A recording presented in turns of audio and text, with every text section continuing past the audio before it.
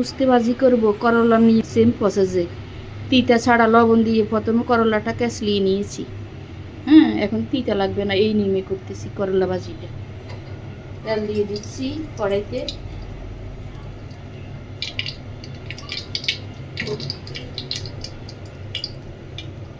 একটু রসুন কুচি, একটু পেঁয়াজ কুচি,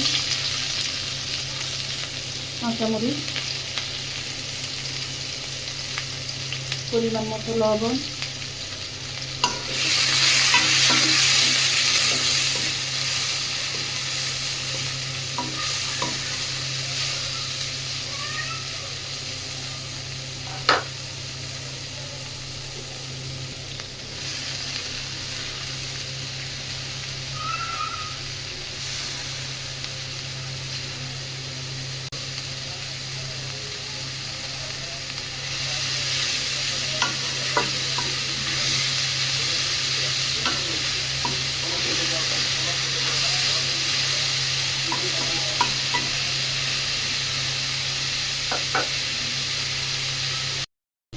আমার আলু দিয়ে উস্তা ভাজিটা হয়ে গেছে। আপনারা এইভাবে উস্তা ভাজি করবেন, আপনাদের কাছে তিতে লাগবে না।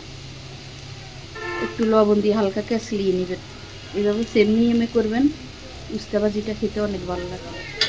উস্তা ভাজিটা হয়ে গেছে, এখন একটু ধনে পাতা ছেটে দিচ্ছি।